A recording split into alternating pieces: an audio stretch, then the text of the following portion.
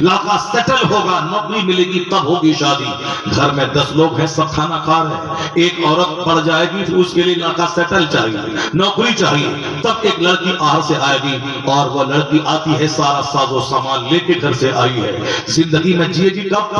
30 سال میں تو شادی ہو رہی تھی، اگر وہ 30 سال اور جی 60 سال تک تو 30 سال کا سارا بیڈ شیٹ، سارا چائے کی پیالی، پانی کا گلاس، سارا سامان وہ لے کے آئی ہے۔ 30 سال کا سارا اگر جتنا روٹی وہ کھائے گی سسرال میں، اس سے زیادہ پیسے کا سامان لے کے آئی ہے، یہاں تک کہ پاپو، صوفہ، گدا، پلنگ، فرنیچر، گرائنڈر، واشنگ مشین، ساری چیزیں وہ لے کے آئی ہے۔ اس کے بعد بھی لڑکا سیٹل ہوگا تب شادی ہوگی۔ نوکری چاہے لگے 30-40 سال کی عمر میں، تب تک شادی نہیں ہوگی، چونکہ ایک عورت جو بڑھ گئی ہے، ایک پیٹ کو کھلانا ہے۔ یہ 10 لوگ کھا رہے، 5 بہن کھا رہی ہے، 5 بھائی کھا رہا ہے، ایک ماں باپ بوڑھے کھا رہے ہیں، یا 10 لوگ کھا رہے ہیں، کوئی سیٹلمنٹ کی ضرورت نہیں ہے۔ ایک لڑکی بڑھ جائے گی بہو، اس کے لیے لائف کا سیٹل ہونا چاہیے، نوکری ہونی چاہیے تب شادی ہوگی۔ چاہے اس بیچ میں 50 بار زنا ہو جائے، چاہے اس بیچ لڑکا ملے نوکری والا سیٹل لڑکا ملے تب شادی ہوگی۔ چاہے لڑکی اپنے سماج کے چھوکروں کے ساتھ یا اپنے کلاس فرینڈ کے ساتھ، بوائے فرینڈ کے ساتھ 3-4 حمل صدر ہاسپٹل میں جا کے گروا چکی ہوں، باپ بولتا میری بیٹی 18 سال کی گڑیا ہے، وہاں چور دروازے سے سارا تماشا ہو رہا ہے، ڈاکٹروں کی کلینک کے پیچھے سینکڑوں بچے ہیں جو اسی طرح سے سوکھ کے کتوں کی خوراک بن گئے، اسی طرح ناجائز بچے چور دروازے سے حمل گر گئے۔ ماں کو پتا ہے، باپ کو پتا نہیں، گھر گزر گیا، سماج گزر گیا۔ مگر شادی ہوگی تب جب لڑکا نوکری والا ملے گا، نوکری والا نہیں ملے تو کم سے کم کاروبار والا ملے گا،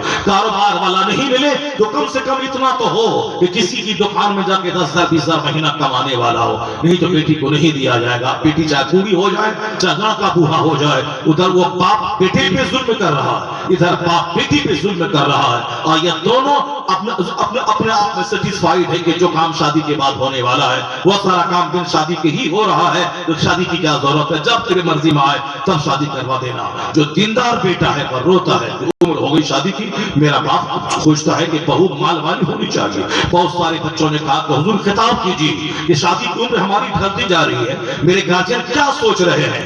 دنیا میں کروڑوں بچے ہیں جس کو نوکری نہیں ملی ہے، وہ شادی بھی کر رہے ہیں، بال بچے بھی ہو رہے ہیں۔ ہم جیسے لوگوں کے سبوں کے آباء و اجداد کبھی نہیں ڈھونڈتے تھے کہ نوکری والا لڑکا ہے کہ نہیں ہے۔ عمر ہو گئی شادی کی، 15 سے 18 سال شادی ہو گئی، پہلے زناکاری کم تھی، اب جہاں لمبی عمر میں شادی ہونے لگی، گلی گلی زنا سستا ہو گیا، شادی مہنگی ہو گئی۔ زنا 1 روپیہ میں ہو رہا ہے، شادی 1 کروڑ روپے میں ہو رہے ہیں۔ یہ کیا ظلم ہم نے اپنے گھر والوں کے ساتھ کیا؟ شادی کے بعد عورتوں کو پھر ٹارچر، یعنی وہ بھی کھنکر یہ بھی کھنکر۔ اس کی جو اولاد پیدا ہوگی، اگر 2-4 سال لیٹ سے اولاد ہوئی تو اب لڑکیوں پہ تانا دینا ہے، اس ساتھ 5 آئی ہے، بچہ پیدا نہیں ہو رہا ہے۔ یہ نہیں کہ میرا لڑکا جوہر حیات گم کر چکا ہے، چور دروازے سے جوانی کی ساری طاقت کو لوٹا چکا ہے، یہ اولاد پیدا کرنے کے قابل نہیں رہا۔ میڈیکل ٹیسٹ میں لڑکی بھی لڑکے کی طرح بھی اکثر نکلتی ہے، تو بچہ پیدا کرنے والا جوہر اس کے پاس موجود نہیں ہے۔ مگر سماج کی وڈمبنا ہے کہ سماج کی ساری عورتیں اپنی بہو کو لالت ملامت کرتی ہیں کہ تمہاری وجہ سے اولاد نہیں ہو رہا، اب تم کو چھوڑ کے دوسرے سے میں شادی کروا دوں گی اپنے بیٹے کی۔ یہی سارا تماشا، جس شادی کی بنیاد حرام کام پہ رکھی جائے، مصطفیٰ کی سنتوں کے خلاف رکھی جائے، اس میں برکتیں کہاں سے آئیں گی؟ اس شادی میں لذتیں کہاں سے آئیں گی؟ اس لیے اے مسلمان، فلمی شادی چھوڑ دے، کافرانہ شادی چھوڑ دے، ہندوانہ شادی چھوڑ دے، اپنی اولاد پہ رحم کر، اپنی بیٹی کو تباہی سے بچا، اپنے بیٹوں کو تباہی سے بچا۔ اللہ روزی دینے والا ہے۔ جب 10 بچے پیدا ہوتے ہیں، 1 بچہ تھا تو بھی وہی کھلاتا تھا، 10 بچے ہوئے تو بھی وہی کھلاتا ہے، تو بچہ پڑھتا ہے اسکول کالج میں۔ اگر بہو گھر میں 1 آ گئی، اس سے کیا نقصان ہونے والا ہے؟ وہ گھر میں بہو رہے گی، وہ آقا جس طرح بہو کے بیوی کی موجودگی میں کام کرتا ہے، اگر پڑھنے کے قابل ہے، جاب ڈھونڈنے کے قابل ہے، بیوی کے ساتھ رہے گا، جس اس نوکری بھی تلاش کرے گا، اللہ چاہے گا کہ ایک پریوار کے بڑھنے کی وجہ سے رزق میں اضافہ ہو جائے گا۔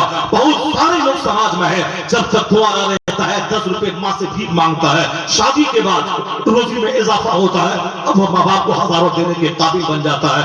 नबी मोहतरम की सुन्नतों से हट के सोचने वाला समाज चल रहा है, घर उजड़ रहा है, जिंदगियां तबाह हो रही है, उसका एक ही इलाज है, जब तक फिल्म के एक्टर को देखेगा यही तमाशा होता रहेगा, जब तक फिल्मी शादी देखेगा यही तमाशा होता रहेगा। मुस्तफा को दे, उनकी बेटी की शादी देख ले, अगर वो देखेगा तो फिर ज़िना मुश्किल हो जाएगा।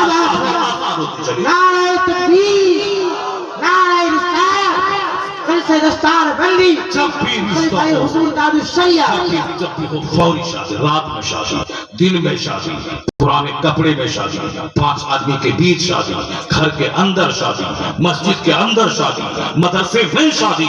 जब लॉकडाउन में एक पीएम अपनी गर्लफ्रेंड के साथ वो सिर्फ कोर्ट में 500 रुपए की फीस भरा और एक डिस्ट्रिक्ट मजिस्ट्रेट पीएम उसने शादी कर ली, सिर्फ 500 रुपए की फीस कोर्ट की दी और कोर्ट में हाजिर होकर शादी कर लिया। कहा ये वक्त का तकाजा है, जब हजारों लाखों करोड़ों हिंदुस्तानी भाई परेशान हैं, मैं वहां पैसे खर्च करके शादी में धूमधाम मचाऊं, नहीं होगा।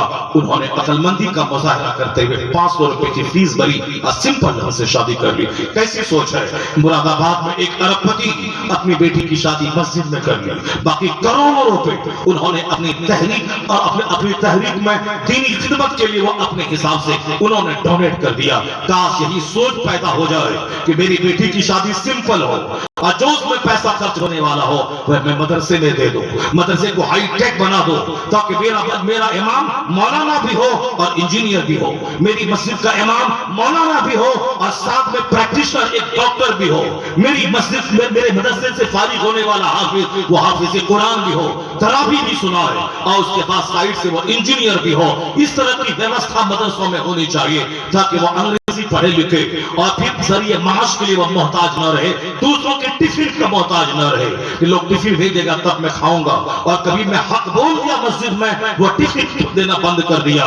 मुमकिन है कि मेरी तकरीर में सर्द उसको पहुंच जाए जो शराबी हो, जो पापी हो, जो जुबाबाज हो, ज़िनाकार हो, मैं उसकी मसम्मत कुरान हदीस की रोशनी में करूं, वो टिफिन मेरा बंद कर दे, जगह छूट जाए। अब मैं मारे फिरूं कि जगह छूट गया, अब मैं बच्चों का एडमिशन स्कूल में है, मैं क्या करूं। अब वो सिक्योरिटी के पास जाके पांव पकड़ता है, मुझे माफ कर दीजिए, मुझको रहने दीजिए, मेरे बच्चों का नाम स्कूल में लिखा हुआ है। ऐसी जिल्लत आमेज जिंदगी से बचने के लिए मदरसों का सिस्टम दुरुस्त करना होगा, जबरदस्त हाफिज भी बनना होगा, ताकि मैं कौम की जरूरत भी रहूं और जन्नत जाने का जरिया भी रहे। उसके बाद जरिए माश के लिए उसे इंजीनियर भी बनना पड़ेगा, जरिए माश के लिए उसे टेक्नीशियन बनना पड़ेगा, जरिए माश के लिए उसे कंप्यूटर सीखना पड़ेगा, ताकि दिन में 10 घंटे कंप्यूटर पर बैठ करके वो साहब किताबत भी करे, शादी का किताबत भी करे और दूसरे मामला की प्रिंटिंग भी करे, वहां से 25,000 कमा ले और इमामत चाहे फ्री करे या इमामत में 10,000 25,000 यहां से मिल जाए, एक शानदार आबरूमंदाना जिंदगी गुजारे।